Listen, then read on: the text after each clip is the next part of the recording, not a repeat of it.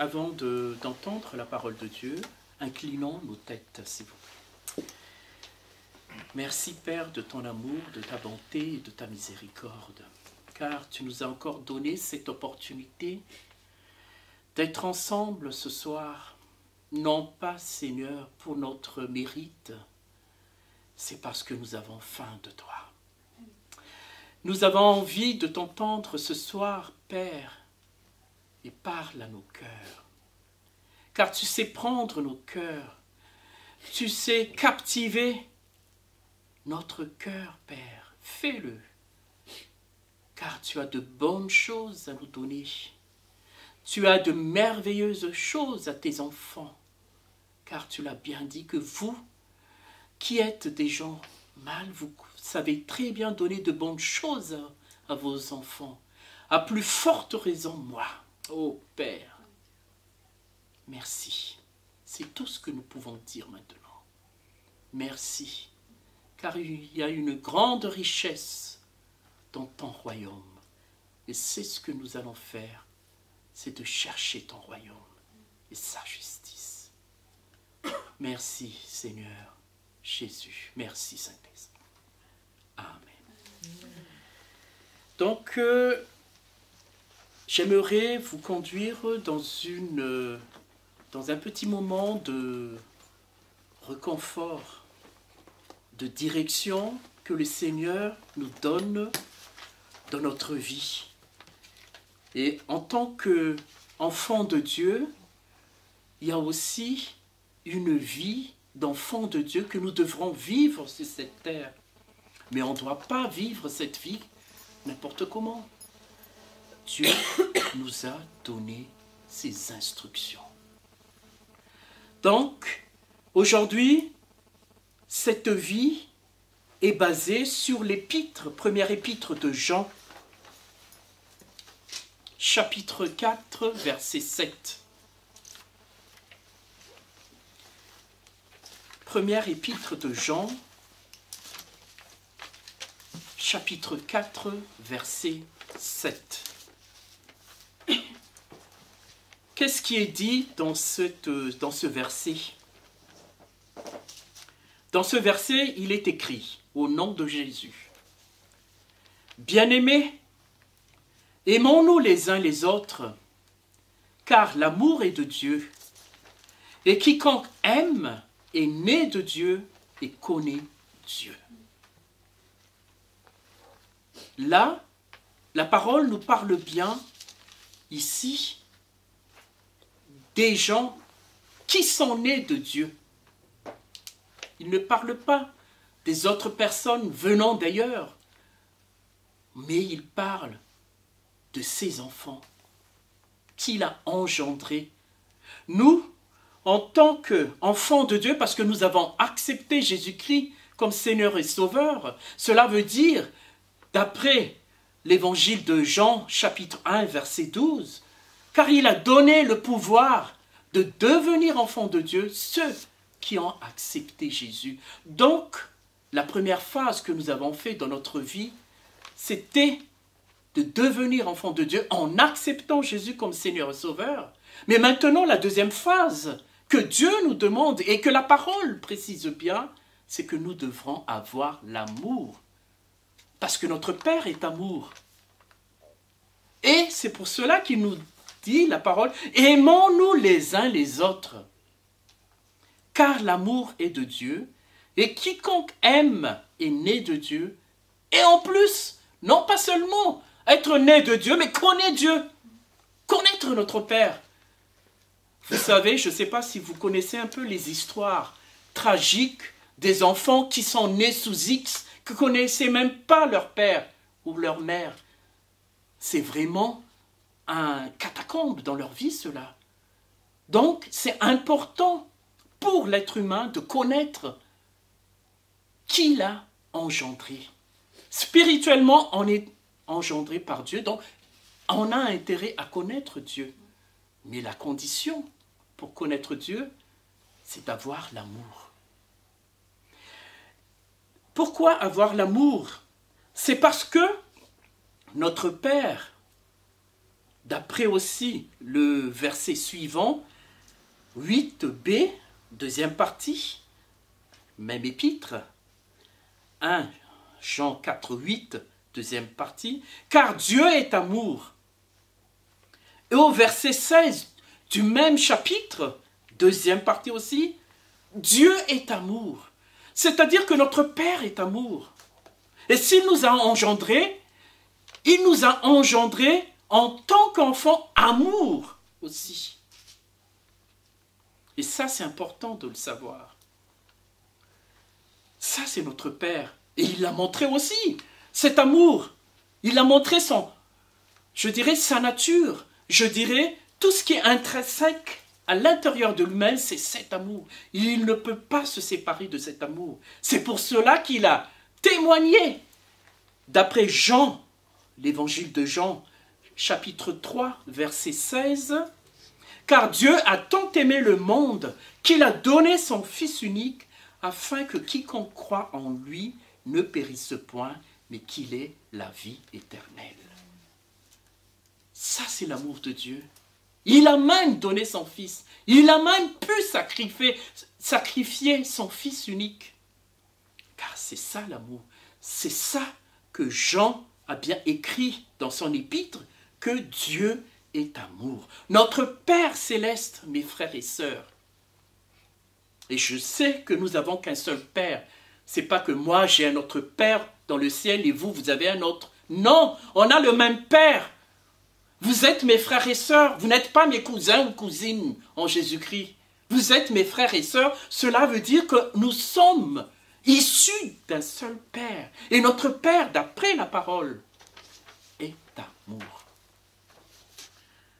Regardons maintenant ce que la Bible parle. Ce que Dieu parle de cet amour-là. Quels sont les principes bibliques sur cet amour pour nous? Regardons dans Deutéronome, chapitre 6, verset 5. Deutéronome, chapitre 6, verset 5. Dieu a donné des commandements pour le peuple israélite avec Moïse, leur conducteur. Et le premier commandement que Dieu a mis, c'est « Tu aimeras l'Éternel ton Dieu de tout ton cœur, de toute ton âme et de toute ta force. » Lui, il aime déjà. Ce n'est pas un problème pour notre Père, l'amour, car il est amour. Mais pour nous, qui sommes des êtres humains, nous devrons aimer Dieu de tout notre cœur, de toute notre âme et de toute notre force. Ça, c'est le premier commandement. Jésus même, qui a accompli la loi, car quand il est venu sur terre, il n'est pas venu pour abolir la loi, mais il est venu pour l'accomplir. Il l'a dit dans l'évangile de Marc, chapitre 12, verset 30, ou dans l'évangile de Luc, chapitre 10, verset 27, ce qui est écrit dans Marc, « Tu aimeras le Seigneur ton Dieu de tout ton cœur, de toute ton âme, de toute ta pensée et de toute ta force. » J'ai pris là la version œcuménique Tob. Donc, ça, c'est une loi que Dieu nous impose, de l'aimer.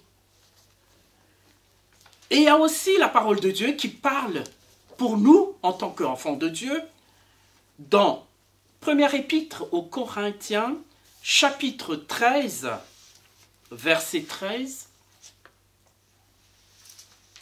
Première épître aux Corinthiens, chapitre 13, verset 13.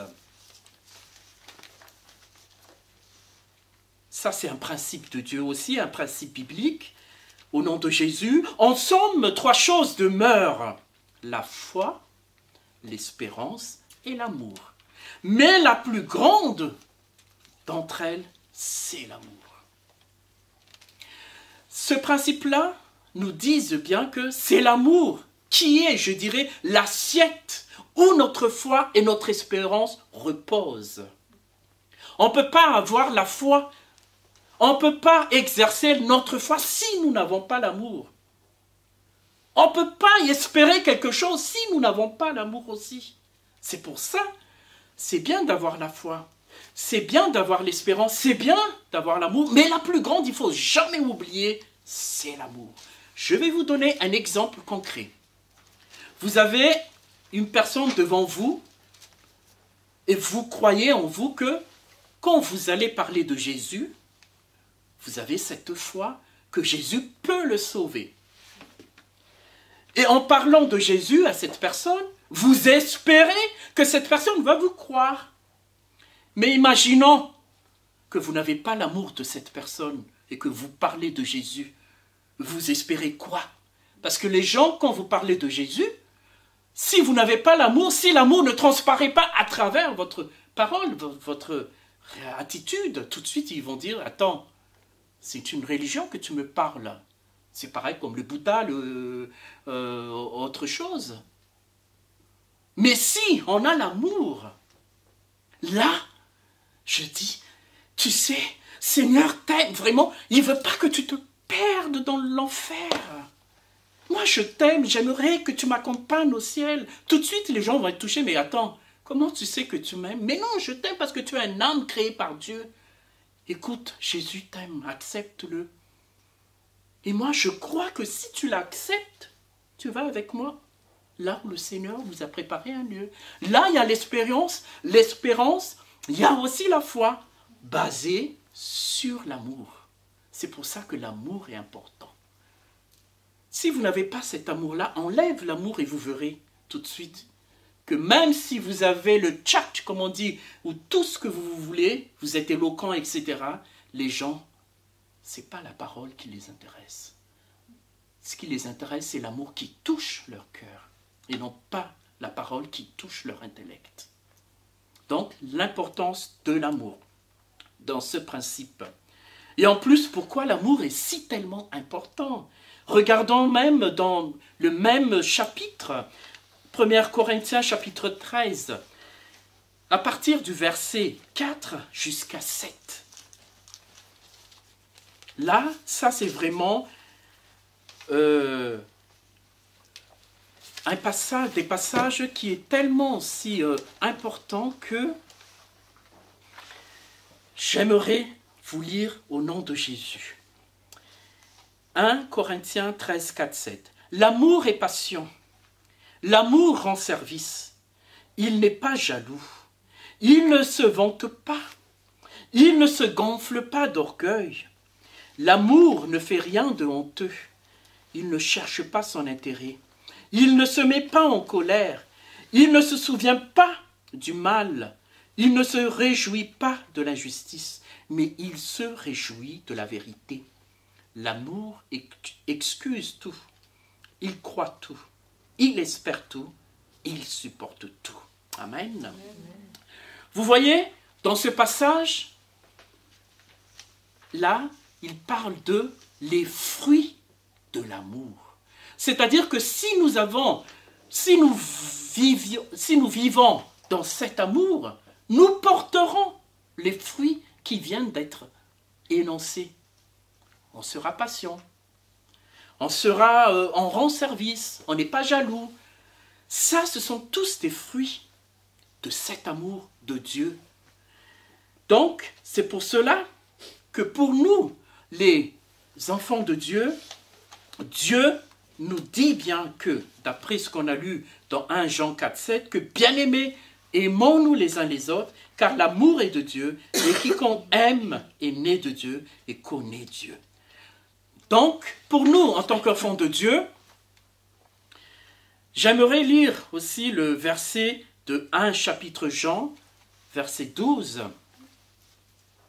Là, ça touche vraiment maintenant notre vie, en tant qu'enfants de Dieu, actuellement. 1 Jean 4, 12. Bien que personne n'ait jamais vu Dieu, il vit en nous si nous nous aimons les uns les autres. Et son amour croît en nous jusqu'à son plein épanouissement. Là, j'ai pris la version parole vivante. Parce que ce qui est important là-dedans, ce qui ressort dans ce verset, dans cette version, c'est que, premièrement, nous n'avons pas vu Dieu, mais il vit en nous. Et pour que nous sachions que Dieu vit vraiment en nous par son esprit, nous aimons les uns, nous aimons les autres.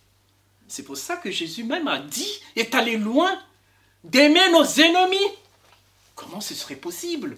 En tant qu'être humain, en tant que personne de chair et d'os, c'est difficile d'aimer surtout les ennemis, nos ennemis, ceux qui nous ont tellement fait mal, souffrir, etc. Mais Jésus l'a bien dit, et même je vous dis encore plus, aimez vos ennemis. Pourquoi? Parce que l'amour de Dieu est déjà en nous. L'amour de Dieu est déjà en vous tous ici, par son esprit.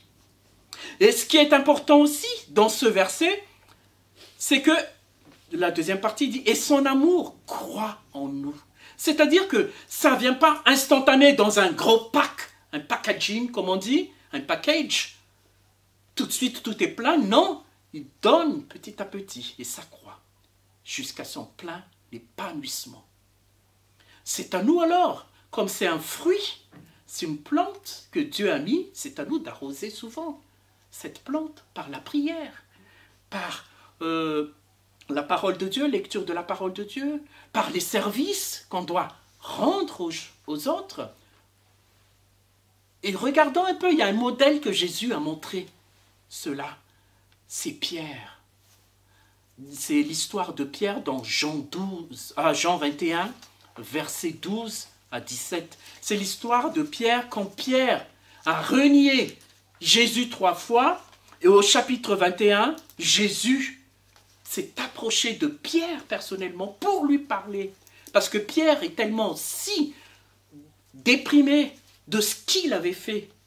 Il aime Jésus, mais comme il l'a renié, donc quelque part il a tellement regretté, il ne sait plus quoi faire. Comment faire? Alors Jésus a vu son désespoir, est allé vers lui. Et la première question que Jésus a posée, ce n'est pas « Quel est ton problème? Qu'est-ce que tu as ?» Mais la première chose que Jésus a dit, « Pierre, m'aimes-tu »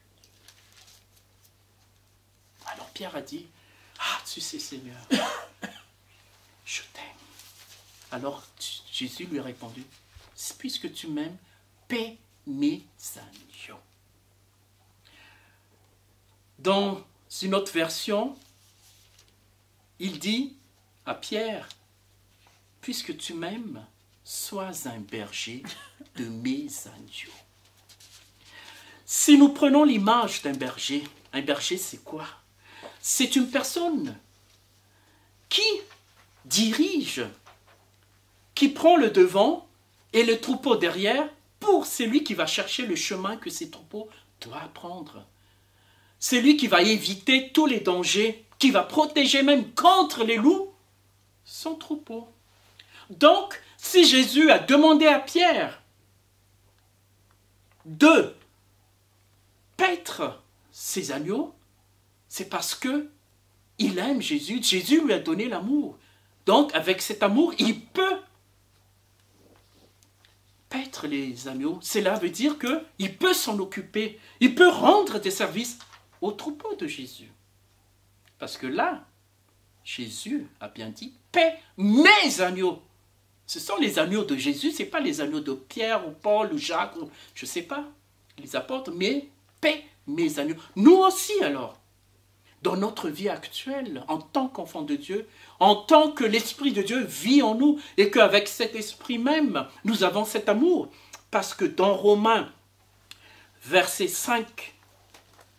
chapitre 5, verset 5, il est bien dit, au nom de Jésus, Romains 5, 5, « Or l'espérance ne trompe point, parce que l'amour de Dieu est répandu dans nos cœurs par le Saint-Esprit qui nous a été donné. » L'Esprit Saint est déjà en nous, donc l'Esprit Saint va répandre l'amour de Dieu en nous.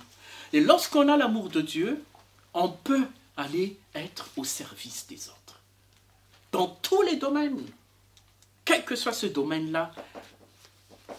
Parce que les agneaux, un troupeau, il a besoin de boire, donc il faut l'emmener devant les rivières, il a besoin de pâturage, il faut l'emmener dans la montagne, etc. Donc, actuellement aussi, toutes les personnes qui sont aux alentours de nous, que ce soit la famille, les collègues de travail, partout, nous devrons aider dans l'amour de Dieu.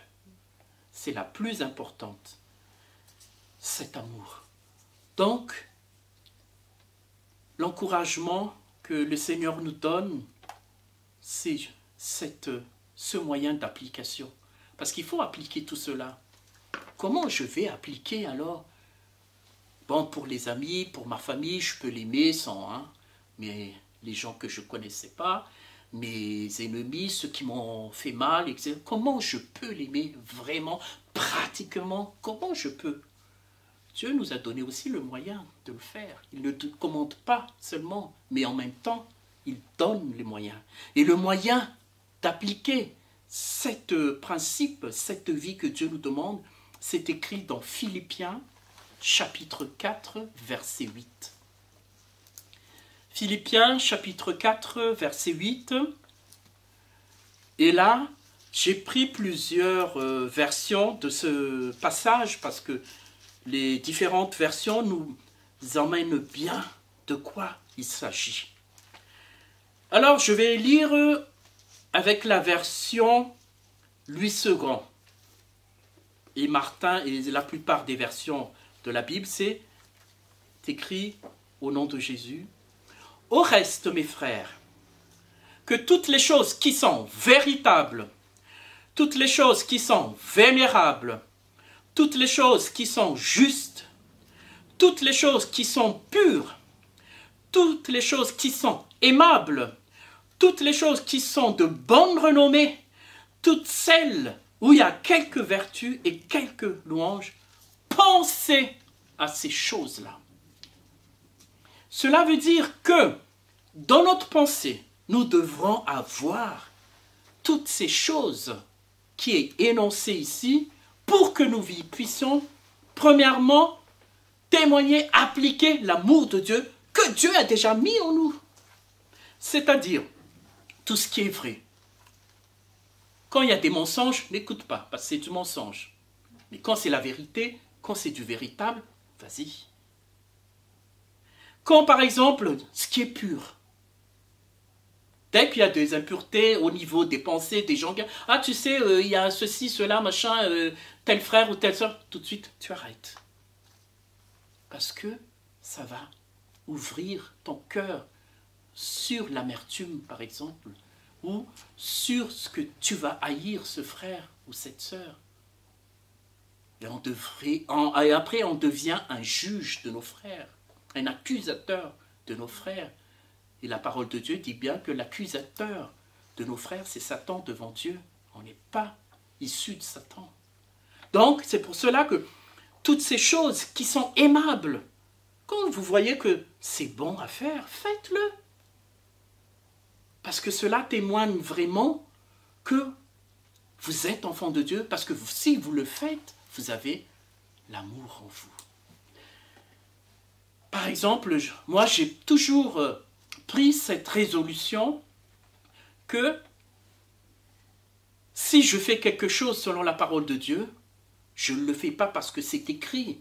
Je ne le fais pas parce que c'est une loi mise par Dieu. Non, c'est pas ça ma première motivation de faire cette chose.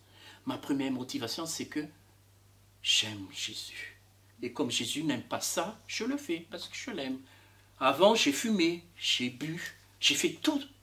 Mais depuis que j'ai aimé Jésus, j'ai dit non. Même si ça me tente, j'ai dit non, parce que Jésus n'aime pas, comme je l'aime tellement, je ne le fais pas. Ça m'aide. Donc, dans les autres versions du même verset, par exemple la version français courant, il est écrit « Enfin frères, portez votre attention sur tout ce qui est bon et digne de louange, sur tout ce qui est vrai, respectable, juste, pur, agréable et honorable. portez votre attention. Dans la version Parole de vie, en tout cas, frères et sœurs, voici ce qui doit vous intéresser. Tout ce qui est vrai et mérite d'être respecté, tout ce qui est juste et pur, tout ce qu'on peut aimer et approuver, tout ce qui est très bon et qui mérite des félicitations. Voilà ce qui devrait nous intéresser, tout cela. Mais dès que ça ne parle pas de ça, laisse tomber. Une des résolutions que j'ai prises aussi, j'aime bien regarder les films, mais dès que c'est un film d'horreur ou film de violence, etc., tout de suite, j'arrête. Parce que je ne vais pas m'intéresser là-dessus. Et là, sur la version Semeur, il est écrit « Nourrissez vos pensées ». Je nourris mes pensées avec tout ce qui est bon, tout ce qui est pur. Si je nourris cela, je peux appliquer l'amour de Dieu qui est en moi, en aimant même mes ennemis. Mais si déjà vous n'avez pas cette pensée vraie, pure, c'est-à-dire « Ah, celui-là, il m'a tellement fait des trucs pas possibles. Ah non, non, n'y pense pas. C'est une mauvaise intention. Laisse tomber, c'est pas vraiment de Dieu là. Il faut prendre ce qui est pur. Mais quand vous dites, oui, il a fait cela, c'est vrai, mais je vais le pardonner parce que le Seigneur m'a donné. Parce que Jésus l'aime, je vais l'aimer. Parce que si un jour, il sera sauvé, et toi, tu n'es plus sur cette terre, et après, vous vous rencontrez au ciel, et là, tu vas être, mais qu'est-ce que tu fous ici? Toi qui as pris ma femme, ou toi qui as volé ma voiture, qu'est-ce que tu fais ici? Le Seigneur va vous demander, où est ton amour pour ton ennemi? Et pourtant, je l'ai bien dit. Donc, si nous avons cette pensée pure, vraie, juste, nous ne penserons jamais du mal aux autres. Et le problème dans nos pensées, ce que nous nourrissons nos pensées, c'est quelquefois aussi toutes les choses que nous avons, comment dirais-je, c'est ce que le monde nous a calqué dessus. Je pars par exemple, j'ai fait des études commerciales. Et pendant mes études commerciales, on nous a appris à être toujours le top des tops, à écraser les autres. Compétitivité, etc. Donc tu écrases les autres. Tu sais même, c'est pour ça que les vendeurs, quelquefois les gens n'aiment pas les vendeurs parce que ce sont des bobards. Ils racontent n'importe quoi pour te faire vendre. Ils ne pensent qu'à lui, ils ne pensent qu'au chiffre d'affaires, à ses primes, etc. Donc, il dit n'importe quoi. Et ça, on nous a appris à l'école. Mais depuis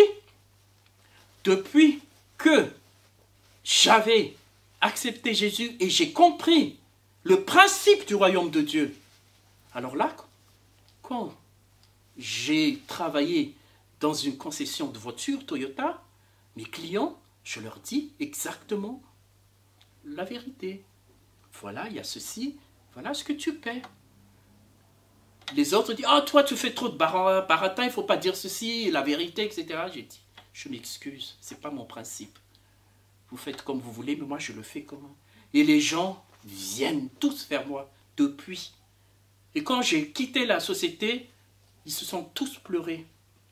Parce que personne n'est plus à leur petite intention, etc. C'est parce que j'ai appliqué. Je n'ai pas fait grand chose, hein. C'est juste dire ce qui est vrai, dire ce qui est juste, c'est tout. Et les gens ont besoin de ça. Donc il faut nourrir nos pensées. Et dernièrement, la version œcuménique, Tob dit, au reste, frères, tout ce qu'il y a de vrai, tout ce qui est noble, juste, pur, d'être digne, d'être aimé, d'être honoré, ce qui s'appelle vertu, portez-le à votre actif. Il faut le mettre à notre actif. Il faut qu'on le voit de visu. Un actif, lorsque vous faites la comptabilité actif-passif, un actif, c'est les mobiliers, etc. On le voit. Donc, dans notre vie de chrétien, il faut que tout ce qui est juste, tout ce qui est pur, tout ce qui est digne d'être aimé, soit actif dans notre vie.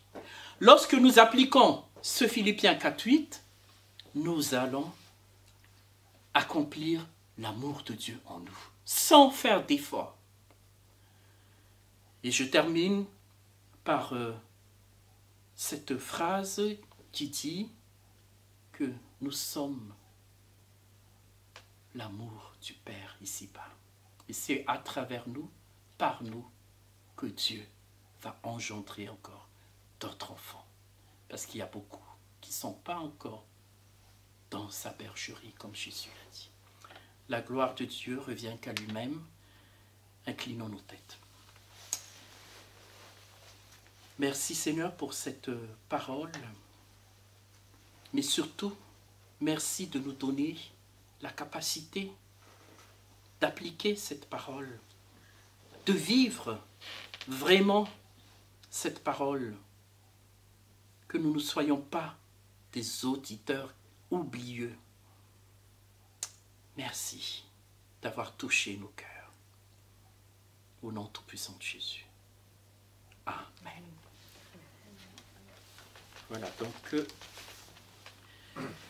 nous allons faire la dernière période de notre cellule d'aujourd'hui. C'est le moment d'intercession, de prière pour les uns et les autres. Dans l'amour que nous témoignons à nos frères et sœurs, il est bien aussi de prier pour ceux qui souffrent ou ceux qui ont des fardeaux, afin que la parole de Dieu s'accomplisse, car Jésus a dit que s'il y a deux personnes qui s'accordent quelque chose en mon nom, je le ferai. Nous sommes plus de Dieu, on va tous s'accorder pour demander la chose, et Dieu va accomplir sa parole. Donc il y a des sujets de prière. Moi, parce que par rapport à... En fait, en ce moment, je dois faire mon mémoire.